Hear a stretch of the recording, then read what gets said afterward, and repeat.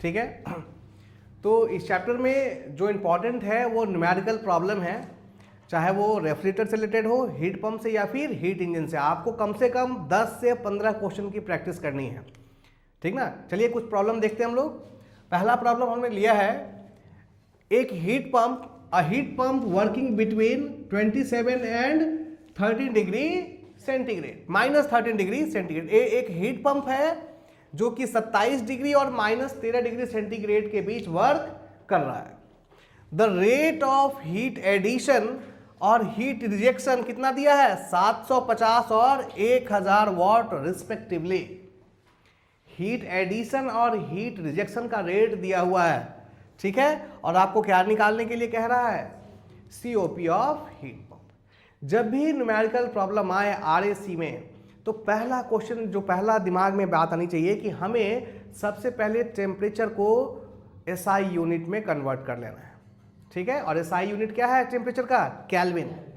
तो सबसे पहले जो भी वैल्यूज दी हुई हैं उन्हें हमें केल्विन में कन्वर्ट कर लेना है, ठीक है।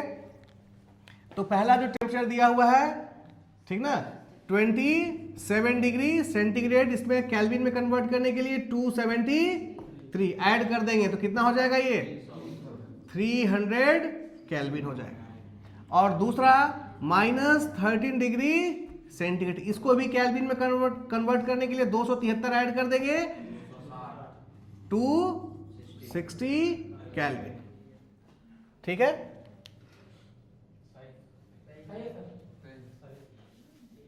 क्लियर है। तो पहला काम हो गया कि हमने इसको कन्वर्ट कर लिया। अब हमें टेम्परेचर का ये 300 केल्विन और 260 केल्विन लेके चलना होगा, ठीक है। दूसरी चीज हमें डिसाइड करनी है higher temperature and lower temperature. Higher temperature कौन हुआ, 300 kelvin is equal to T higher और 260 is equal to T lower. Clear है। अब हमें हीट पंप बनाना है भाई। तो हीट पंप हमारा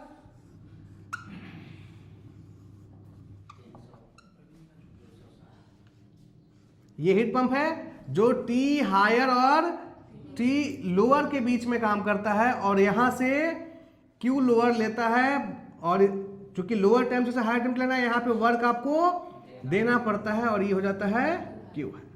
ये हमारा हीट पंप। अभी क्वेश्चन को ना देखें, ये हमारा हीट पंप है, और इस हीट पंप की जो COP होती है वो होती है desired effect upon work input.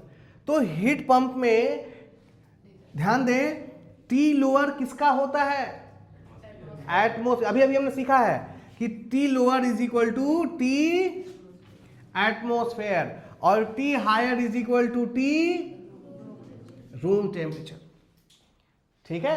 ये चीज लिखना बहुत जरूरी है, तभी कंफ्यूजन नहीं होगा, और इसी को लिखने के बाद हम डिजायर्ड इफेक्ट क्लियर कर पाएंगे।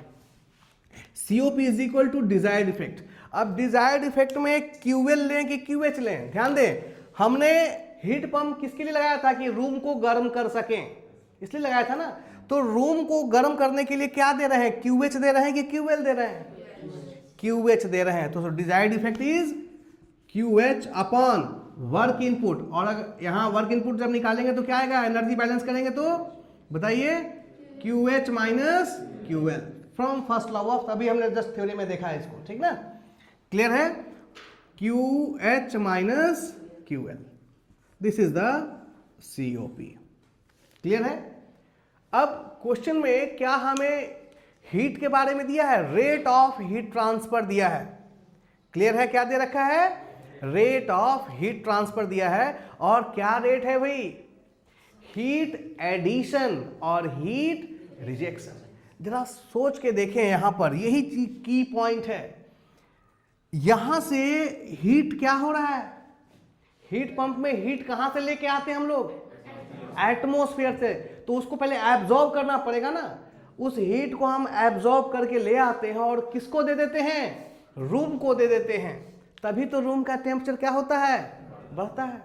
यानी हीट जो आपको यहां दिया हुआ है, heat addition and heat rejection. Heat add कहां पे हुआ, एटमॉस्फेयर में। हीट कहां से ऐड हुआ, रेफ्रिजरेंट में। ध्यान दीजिए, अभी हमने पढ़ा है रेफ्रिजरेंट क्या है, रेफ्रिजरेंट वो मीडियम है जो हीट को एब्जॉर्ब करती है और हीट को रिजेक्ट करती है। अब जरा बताइए, रेफ्रिजरेंट ने हीट कहां पे एब्जॉर्ब किया होगा? भाई कहां से हीट लेके आनी है? शुरुआत मैंने रेफ्रिजरेंट से ही की, क्योंकि ये समझना, ये कॉन्सेप्ट बहुत जरूरी है कि रेफ्रिजरेंट क्या है। रेफ्रिजरेंट वो मीडियम था जो हीट को एब्जॉर्ब भी करता था और हीट को रिजेक्ट भी करता था।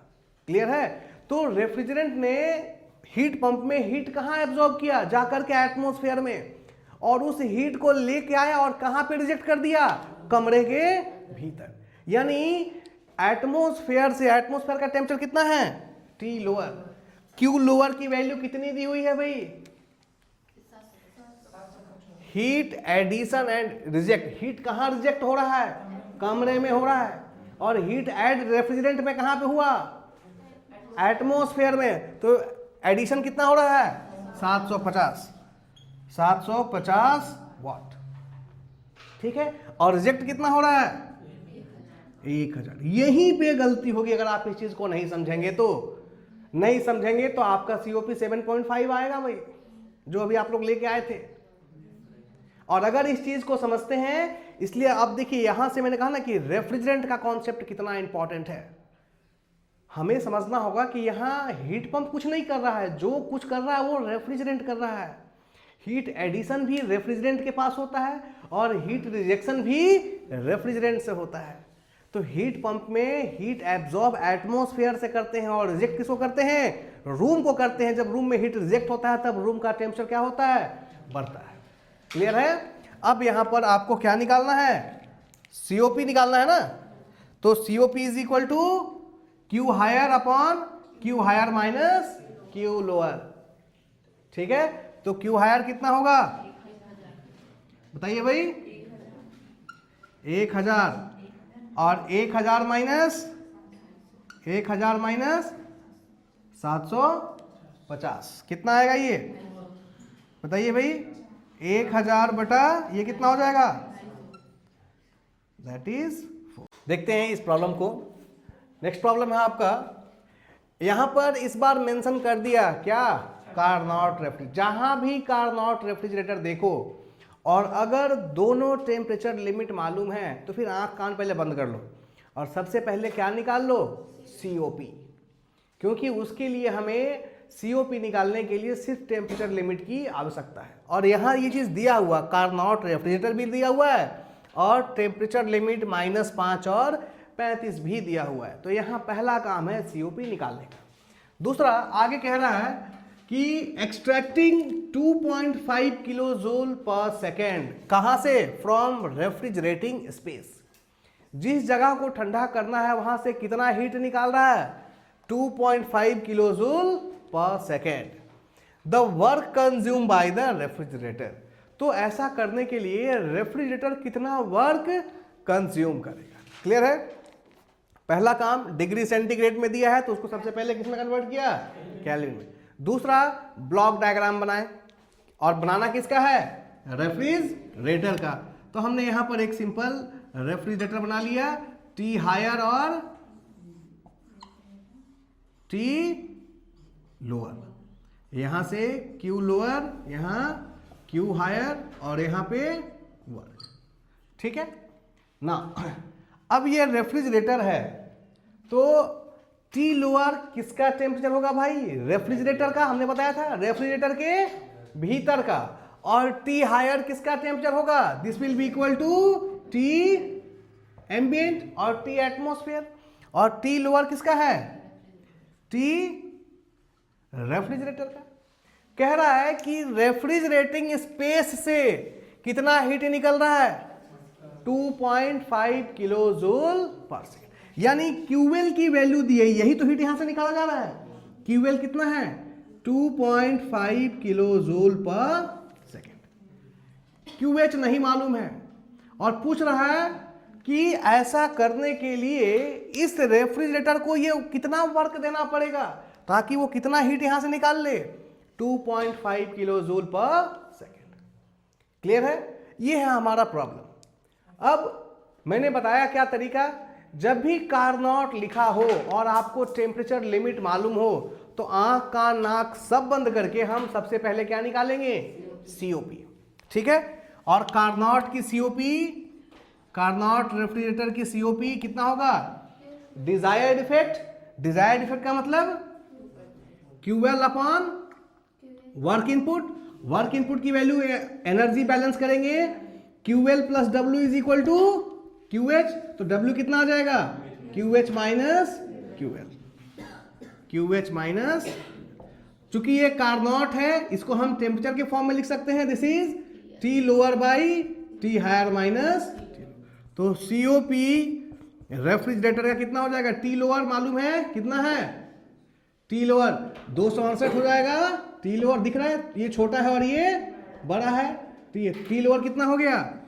268 अपॉन 308 माइनस 268। बताइए कितना होगा ये? 6.7। तो सीओपी रेफ्रिजरेटर का आ गया 6.7। ठीक है, और हमें पता है यहां तक तो हो गया। ये तो तुरंत क्वेश्चन देखते ही हमने कर लिया। अब हम क्वेश्चन पे आते हैं। क्वेश्चन में हमें निकालना क्या है? वर्क निकालना है कि इतना हीट को यहां से बाहर निकालने के लिए कितना वर्क देना पड़ेगा, यही क्वेश्चन है। ठीक ना? तो हमें पता है कि सीओपी क्या होता है? Desired effect upon work input. ठीक ना? डिजायर्ड इफेक्ट, भाई डिजायर्ड इफेक्ट का मतलब जिससे कि कूलिंग हो सके, चूंकि ये रेफ्रिजरेटर है, डिजायर्ड इफेक्ट क्या होगा? QL upon work. तो डिजायर्ड इफेक्ट भी आपको मालूम है कितना है? 2.5। सीओपी भी मालूम है कितना? 6.7। और ये क्यूएल है ना, डिजायर्ड इफेक्ट इज क्यूएल। सो ये कितना है? 2.5 upon work input. Work input ये तो निकालना है, दैट इज वर्क इनपुट। तो यहां से वर्क इनपुट कितना हो जाएगा? इज इक्वल टू, बताइए 2.5। अच्छा, ये 2.5 किलो वाट में दिया है ना, इसको वाट में कन्वर्ट कर लेना। So multiply by 10 to the power 3। So 2.5 into 10 to the power 3 upon कितना आ जाएगा? 6.7। बताइए कितना आया है? 373.13। आइए, ये हम लोग का तीसरा प्रॉब्लम है। और प्रॉब्लम में क्या कह रहा है? A heat engine having efficiency 70% is used to drive a refrigerator having COP 5. The energy absorbed by the refrigerator for each kilojoule, each मतलब प्रत्येक each kilojoule of energy given to engine, यानी engine को दिए जाने वाले प्रत्येक 1 kg heat के बदले रेफ्रिजरेटर कितना हीट एब्जॉर्ब करेगा। तो यहां पर दो चीजें हैं, हीट इंजन को जोड़ा गया है किससे? रेफ्रिजरेटर से। तो पहले हमें डायग्राम क्लियर करना होगा। यहां पर दो चीजें हैं, एक है हमारा हीट इंजन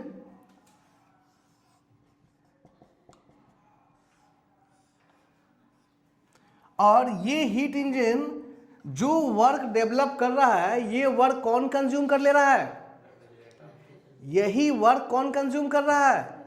रेफ्रिजरेटर। देखिए ध्यान से देखिए, heat engine having efficiency used to drive, यानी हीट इंजन की, हमें पता है इंजन से आपको वर्क मिलेगा और रेफ्रिजरेटर को आपको वर्क देना पड़ेगा। तो यहां पर क्या किया है? हीट इंजन से जो वर्क मिला वही वर्क किसको दे दिया? रेफ्रिजरेटर को।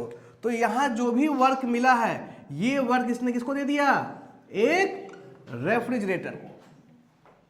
क्लियर है? और ये रेफ्रिजरेटर भी वर्क कर रहा है। क्लियर है? मान लें इसने जो भी वर्क डेवलप किया वो वर्क इसने किसको दे दिया? रेफ्रिजरेटर को दे दिया। और बदले में रेफ्रिजरेटर क्या कर रहा है? क्या कर रहा है? इस वर्क को कंज्यूम करके कूलिंग परफॉर्म कर रहा है, हीट एब्जॉर्ब कर रहा है। यहां पर मान लीजिए ये वैल्यू है टी हायर, इसको T1 मानिए, क्योंकि हमें नहीं मालूम है कि टी हायर टी लोअर, कुछ तो पता है नहीं। तो हमने मान लिया कि ये T1 और ये क्या है T2 और ये है हमारा T3 और ये है हमारा T4। क्लियर है? अब देखिए जरा, यहां से इसने हीट कितना लिया Q1 और रिजेक्ट कितना किया Q2। ठीक है, ये रेफ्रिजरेटर है तो ये हीट कहां से लेगा भाई, यहां से। सपोज इसने हीट कितना लिया Q4 और यहां पे कितना दिया Q3। क्लियर है जी? अब देखिए, ये वर्क यूज कर रहा है कौन, रेफ्रिजरेटर, और ये वर्क डेवलप किया जा रहा है किसके द्वारा, हीट इंजन। तो ये पूरा डायग्राम हम लोगों को समझना है। ठीक है, क्लियर है diagram? Use to drive a refrigerator, यानी हीट इंजन की मदद से किसको चलाया जा रहा है, रेफ्रिजरेटर को। अब कह रहा है कि the energy absorb by refrigerator, energy कहां पे एब्जॉर्ब करेगा रेफ्रिजरेटर, यही एनर्जी तो एब्जॉर्ब कर रहा है, इसी कारण तो क्या हो रही है, cooling. Energy absorb by refrigerator for each kilo joule of energy given to engine. आप इंजन को एनर्जी कौन सा दे रहे हैं, इंजन को तो यही दे रहे हैं ना। अगर आप इसे 1 किलो जूल दे, ईच किलो जूल का मतलब क्या है, प्रत्येक 1 किलो जूल, 1 किलो जूल दे, तो उसके बदले में ये रेफ्रिजरेटर यहां से कितना हीट एब्जॉर्ब करेगा, यानी Q4 की वैल्यू क्या होगी, कब, जब Q1 की वैल्यू कितनी है 1 किलो जूल है, तो Q4 की वैल्यू क्या होगी। क्वेश्चन क्लियर है? अब दोनों में रिलेशन क्यों है, क्योंकि जो वर्क हीट इंजन डेवलप कर रहा है यही वर्क कौन कंज्यूम कर ले रहा है, रेफ्रिजरेटर कर ले रहा है। बात समझ में आ रही? तो सबसे पहले तो हमें यह मालूम होना चाहिए कि इंजन वर्क डेवलप कितना कर रहा है। बात समझ में आ रही है? अब देखिए, ये बहुत आसान है निकालना। इंजन की एफिशिएंसी दी हुई है, एफिशिएंसी ऑफ हीट इंजन कितना दिया है, 70%। अब जरा बताइए, अगर मेरी एफिशिएंसी 70% होती, मेरी एफिशिएंसी 70% होती और मैं आपको 100 क्वेश्चन सिखलाता, तो आप कितना सीख पाते, 70 क्वेश्चन सीखते। बात समझ में आई? अब इस इंजन की एफिशिएंसी कितनी है, 70%, और अगर आप इसको 1 किलो जूल हीट देंगे तो वो उसका कितना हिस्सा वर्क में कन्वर्ट करेगा, 70% हिस्सा। बात समझ में आ रही है? तो Q1 कितना है, Q1 ये वो एनर्जी है जो किसको दिया जा रहा है, इंजन को। इसको बोला है प्रत्येक 1 kg, प्रत्येक केजी के लिए, यानी 1 किलो जूल। 1 किलो जूल आपने दिया और इंजन की एफिशिएंसी कितनी है, तो वर्क कितना हो जाएगा भाई, बताइए। अभी मैंने कहा कि अगर मेरी एफिशिएंसी 70% है और मैं आपको 100 क्वेश्चन सिखलाऊं तो आप कितना सीख पाएंगे, 70 क्वेश्चन तो सीखेंगे, तभी तो मेरी एफिशिएंसी निकलेगी। तो अगर इस इंजन की एफिशिएंसी 70% है, आप इसको जितना भी हीट देंगे उसका कितना परसेंट कन्वर्ट करेगा वर्क में, 70% ही कन्वर्ट करेगा। तो 1 किलो जूल दिया था तो कितना वर्क में कन्वर्ट होगा, 0.7 किलो जूल वर्क मिल गया। हमने 1 किलो जूल दिया था, इसकी एफिशिएंसी 70% थी, तो ये 0.7 किसमें कन्वर्ट कर देगा, उसको वर्क में कन्वर्ट। अब यही वर्क किसको दे दिया गया भाई, रेफ्रिजरेटर को। अब जब रेफ्रिजरेटर ने इतना वर्क लिया और इसका सीओपी हमें पता है, सीओपी हमें पता है, COP of refrigerator is equal to क्या होता है, heat absorb upon work input. Heat absorb यानी Q4 अपॉन वर्क इनपुट। और कौन सा वर्क भाई, इंजन ने जो दिया था वही वाला वर्क ना। इंजन ने कितना दिया है, 0. यही तो दिया है। इंजन ने कितना दिया भाई, 0.7, क्योंकि इंजन को खुद ही कितना मिला था, इंजन को खुद एनर्जी कितनी मिली थी, 1 किलो जूल, और उसकी क्षमता, उसकी एफिशिएंसी 70% थी। तो उस 1 किलो जूल का 70% ही तो वर्क में कन्वर्ट करेगा, और जो भी वर्क आया वो किसको दिया गया, रेफ्रिजरेटर को। सो 0.7 और COP कितना दिया हुआ है भाई 5 is equal to Q4 upon 0.7, यही तो आपको निकालना है। Q4 यानी heat absorb by the refrigerator कितना हो जाएगा 0.7 इंटू 5। क्लियर है? ठीक है। इस बार एक COP किसका दिया हुआ है रेफ्रिजरेटर का दिया हुआ है कितना 5, और एफिशिएंसी हीट इंजन की दी हुई है कितनी 50%, लेकिन कंडीशन ये है सेम टेम्परेचर लिमिट। वो हीट इंजन और रेफ्रिजरेटर दोनों सेम टेम्परेचर लिमिट में काम कर रहे हैं। तो हमने एक हीट इंजन बनाया जो T हायर और T लोअर में काम कर रहा है, और एक रेफ्रिजरेटर लिया जो कि T हायर और T लोअर के बीच काम कर रहा है। ठीक है, यहां से जो हीट एब्जॉर्ब हो रहा है वो Q1 है, और जो रिजेक्ट हो रहा है वो उसको हमने Q2 माना। रेफ्रिजरेटर से जो हीट एब्जॉर्ब हो रहा है उसको हमने Q4 माना है, और इसको हमने Q3 माना है। क्यों भाई हमने Q1 Q2 Q3 Q4 क्यों माना? क्योंकि अभी हमें हीट के बारे में कोई खास आइडिया नहीं है, ठीक ना। हम Q1 को मान लेंगे हीट गिवन टू द और heat supply to heat engine, और Q2 क्या हो जाएगा heat rejected by heat engine. Q4 क्या है यहां पर हीट एब्जॉर्ब बाय रेफ्रिजरेटर और heat rejected by refrigerator. Clear है ना? अब देखिए आगे, then find the ratio of heat supply to engine. Engine को जो हीट सप्लाई किया जा रहा है, कौन सा हीट दिया जा रहा है Q1, हमें निकालना है Q1 अपॉन रेशियो किसका चाहिए to the heat absorb by refrigerator. Refrigerator की तरफ कौन सा हीट एब्जॉर्ब किया गया है Q4। सो हमें Q1 अपॉन Q4 यही निकालना है।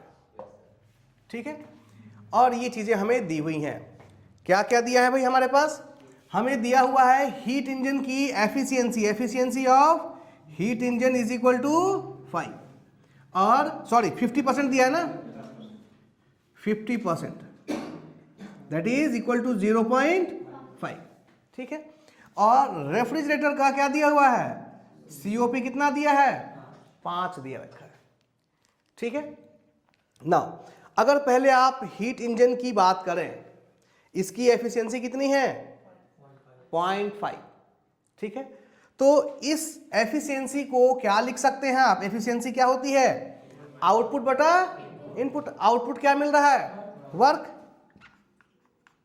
अपॉन इनपुट कितना है Q1 इज इक्वल टू कितना हो जाएगा भाई 0.5, और यहां से हमें क्या मिल जाएगा Q1 कितना हो जाएगा 0.5 W। क्लियर है? हाँ, ओ sorry,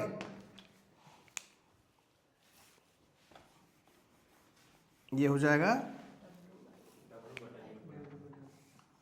Q1 is equal to W upon 0.5। इसका मतलब क्या हो गया 2W लिख सकते हैं। This is the value of Q1। ठीक है, नाउ अब जरा बात करें COP। COP दिया हुआ है कितना 5, और हाँ ठीक है, वही चल रहा हूं। COP कितना दिया है 5 दिया है, और COP होती क्या है भाई heat absorb upon work input. Heat कितना एब्जॉर्ब हो रहा है Q4 upon work input W। अब कहेंगे क्या दोनों ही केस में वर्क इक्वल होगा? भैया वर्क तो हमेशा सेम रहेगा। वर्क इज वर्क, चाहे वो सिस्टम से मिल रहा हो या सिस्टम को आप दे रहे हो, दो टेम्परेचर लिमिट के बीच वर्क की वैल्यू हमेशा क्या आएगी सेम आएगी। क्लियर है? So Q4 upon W is equal to 5, और यहां से Q4 कितना आ जाएगा 5 इंटू W। Q4 आपको मालूम है और Q1 भी आपको मालूम है। आपको क्या चाहिए था Q1 बाई Q4, तो Q1 की वैल्यू कितनी है 2W अपॉन Q4 की W बाय वैल्यू 5। क्या बचा 2/5 दैट इज 0.4। क्लियर है? नोट करें।